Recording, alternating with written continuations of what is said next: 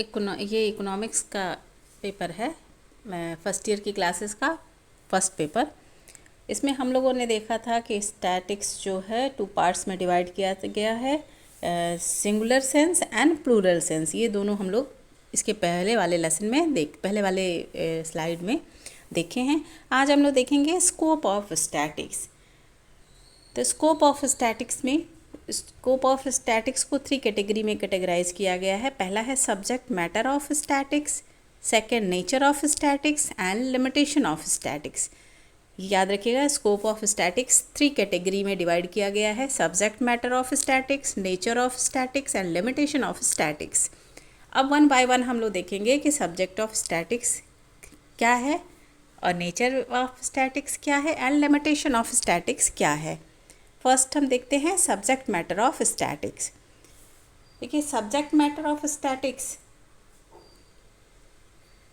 Statistical methods and applied statics. Subject matter of statics includes 2 component, first statistical methods and second application applied statics.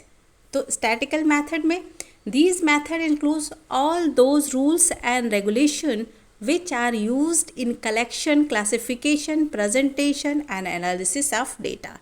यानी हम statistical methods में क्या करते हैं, हम सबसे पहले जो डेटा होता है उसे कलेक्ट करते हैं, कलेक्शन करने के बाद फिर उस डेटा को क्लासिफाई करते हैं एंड लास्ट में हम प्रेजेंटेशन और एनालिसिस करते हैं स्टैटिकल मेथड्स में। Statistical method includes 5 method tools. Methods tool: first collection of data, organization of data, presentation of data, analysis of data and last में interpretation of data। यानी statics method में ये 5 methods हम apply करते हैं statics method को conclusion निकालने के लिए। सेकंड है applied statics, the use of scientific method for the solution of specific problem is called applied statics। अब applied statics में क्या करते हैं, specified problem को लेते हैं और उसका हम solution ढूंढते हैं। एक specified problem को देखेंगे कि कौन सी problem है और उस problem का हम solution देख के उसे sort out करने की कोशिश करेंगे। The applied statics contain 3 forms, first descriptive applied statics, scientific applied statics and business statics। यानी कि अप्लाइड स्टैटिक्स में एक तो स्पेसिफिक प्रॉब्लम को लेंगे और उस स्पेसिफिक प्रॉब्लम का हम सॉल्यूशन देखेंगे और इसे हम 3 फॉर्म्स में देखेंगे। फर्स्ट में descriptive applied statics, it only collected data or studies such data have only historical importance. यानी डिस्क्रिप्टिव में क्या है, सिर्फ हम उन्हीं डेटाज को लेंगे जो हिस्टोरिकल इम्पोर्टेंस रखते हों। And second scientific applied statics, it is a data are collected and analysis with interpretation for the purpose of scientific investigation or formulating new theory. Scientific method में हम क्या करेंगे, साइंटिफिक इन्वेस्टिगेशन करेंगे और कोई ना कोई फॉर्मूला, न्यू फार्मूलाज को क्या करेंगे, अडॉप्ट करने की कोशिश करेंगे, यानी नया फार्मूला या थ्योरी यहाँ फार्मुलेट करेंगे। And a business statics, it is a component of scientific applied statics. Business statics include the use of various method like quality control, budgetary control, business forecasting and time series.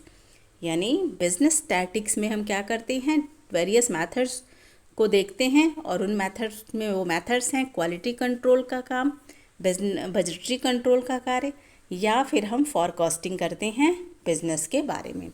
तो ये 3 category हमने देखा applied का, descriptive applied, scientific applied and business statics.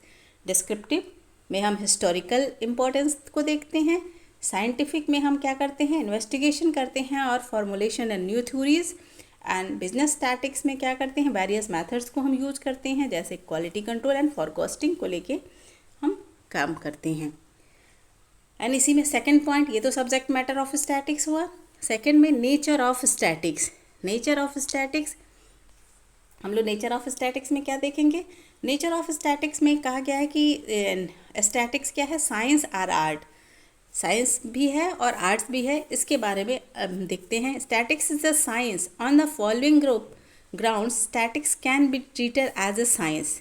जो statics है वो science की तरह ट्रीट किया जाता है। First, statics is a systematised study of knowledge. ये कह रहे हैं कि एक सिस्टमेटिक वे में स्टडी किया जाता है, इसलिए साइंस की स्टैटिक्स क्या है, एक साइंस है।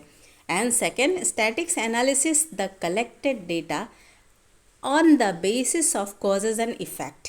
जो इसमें हम स्टैटिकल डेटा को लेते हैं, उसका कलेक्शन करते हैं, तो उसका बेस क्या होता है, कॉज और इफ़ेक्ट, यानी कारण और प्रभाव। इसका अध्ययन करने के लिए हम डेटाज को कलेक्ट करते हैं कि क्या रीज़न है और इस रीज़न को का क्या इम्पैक्ट पड़ रहा है। इसलिए ये क्या कहा जाता है, चूँकि काजेज एंड इफ़ेक्ट को इसमें इंक्लूड करते हुए हम डेटा को एनालिसिस करते हैं, इसलिए कहा जा रहा है कि ये एक साइंस है। Statics is a science.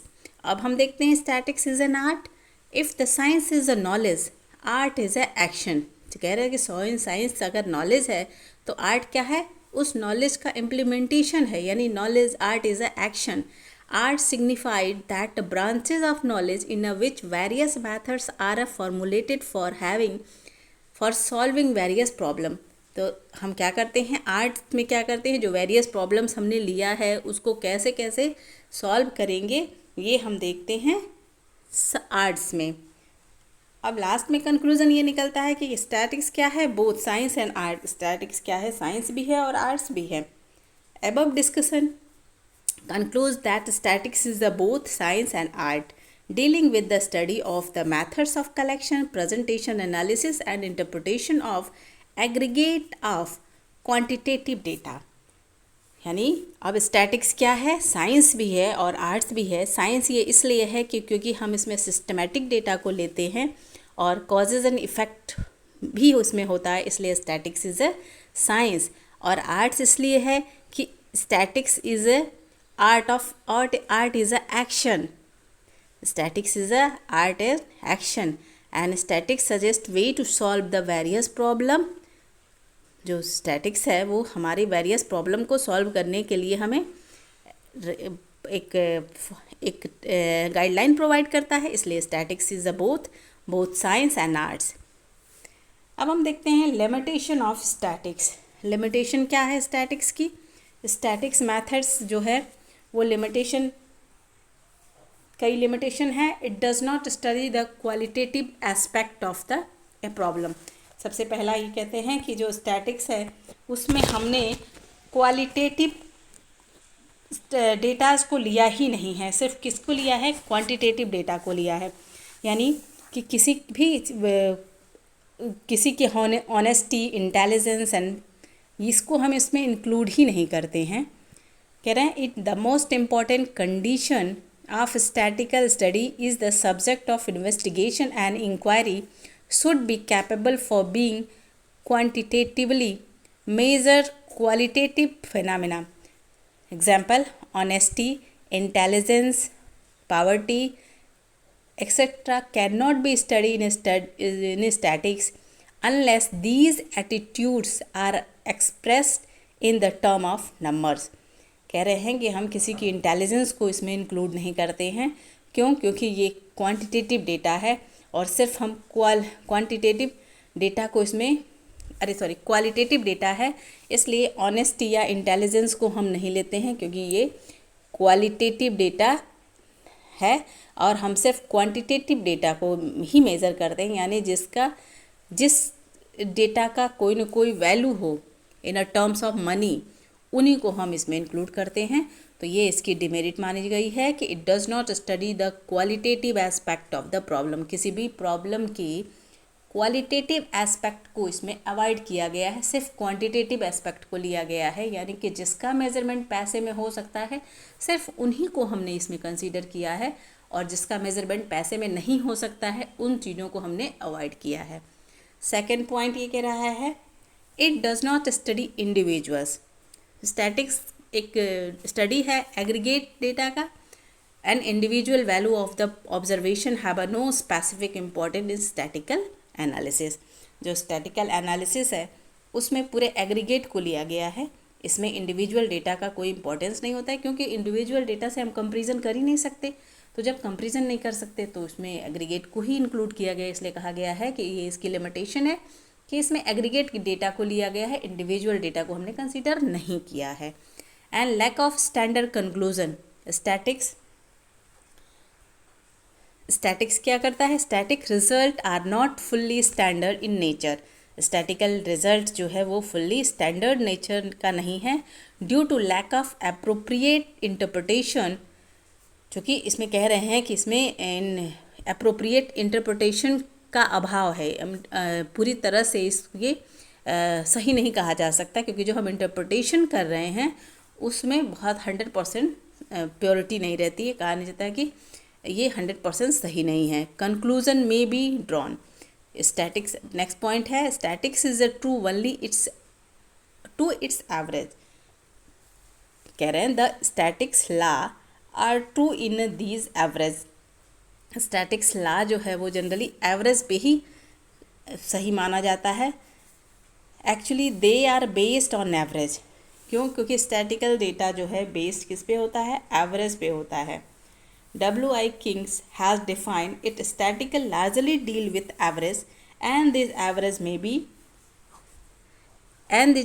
may be made up of individual terms, कह रहे हैं कि जो भी ये किंग ने ये डिफिनेशन दिया है कि स्टैटिकल लार्जली डील किया जाता है एवरेज से, और एवरेज जो है वो इंडिविजुअल टर्म्स में मेड अप ऑफ इंडिविजुअल, ये इंडिविजुअल टर्म्स में ही बना हुआ है, क्योंकि हम इसमें एग्रीगेट को लेते हैं इसलिए यहाँ पे इंडिविजुअल को कंसीडर किया गया है। और एवरेज को लेके चलने के कारण क्या है, statistical is a true only it an average, जो कि इसकी एक डिमेरिट है। नेक्स्ट पॉइंट है homogeneity and uniformity is a must, जो स्टैटिकल डेटा हम ले रहे हैं उसमें होमोजिनिटी होनी चाहिए और यूनिफॉर्मिटी होनी चाहिए। कह रहे the statistical data must be homogeneous and uniform, otherwise the comparison में नॉट बी पॉसिबल, यानी जो स्टैटिकल डेटा होना चाहिए उनमें समानता होनी चाहिए, उनमें बहुत ज़्यादा एक दूसरे से डिफ़र ना करें, उनमें इक्वलिटी की क्वालिटी होनी चाहिए, होमोजीनियस होना चाहिए, समान होने चाहिए, तभी जो है हमारा स्टैटिकल डेटा, स्टैटिकल कंक्लूजन सही होगा। नेक्स्ट है only expert can make use of statics, statics जो है अगर स्टैटिक्स के डेटा को यूज़ करना है और उससे कोई कंक्लूज़न निकालना है तो उसके लिए हमें परफेक्ट व्यक्ति चाहिए जिसके पास परफेक्ट नॉलेज हो। तो statics can not be use by a raw hand, this will lead to disturbs of statistical skill and sufficient training is required for its handling, यानी कह रहे हैं कि क्या होता है, स्टैटिकल डेटा को अगर हमने रॉ हैंड में दे दिया जिसके पास स्टैटिक्स की जानकारी नहीं है तो उस कंडीशन में क्या होगा, हमारा जो स्टैटिकल डेटा होगा वो उसका कोई मतलब नहीं है, वो डिस्ट्रॉय हो जाएगा। And skill in the sufficient training is required, और इसके लिए स्टैटिकल डेटा को कंक्लूजन तक पहुंचाने के लिए सफिशिएंट नॉलेज होना चाहिए, यानी जो एक्सपर्ट हो स्टैटिकल टूल को अप्लाई करने वाला, स्टैटिकल कंक्लूजन निकालने के लिए जो व्यक्ति, उसी के हाथों में हमें इस डेटा को देना चाहिए। And all statistical methods are subject to bias, ये कह रहे हैं कि जो सारे स्टैटिकल डेटा हैं दिस में गिवन अ रॉन्ग रिजल्ट ये दे सकते हैं, कब, on account of biasness, some time a statistical inquiry में गिव एबनॉर्मल और एब्सर्ड रिजल्ट, कह रहे हैं कि ये कभी कभी ये बायसनेस के कारण जो रिजल्ट होगा उनका वो बहुत रॉन्ग आ जाता है। And next statics can B misused, statistics is liable to be misused, the result obtained can be manipulated according to one's own interest and such manipulated result can mislead the community, ये कह रहे हैं कि जो accounting result है उसको manipulate किया जा सकता है according to one's own interest, यानी खुद के अपने इंटरेस्ट के लिए हम अपने अकॉर्डिंग अपने डेटा के क्या करें, चेंज कर सकते हैं, और उस चेंज के बेसिस पे जो रिज़ल्ट निकालेंगे वो सिस्टमेटिक और प्रॉपर नहीं होगा। नेक्स्ट हम अगली क्लास में देखेंगे।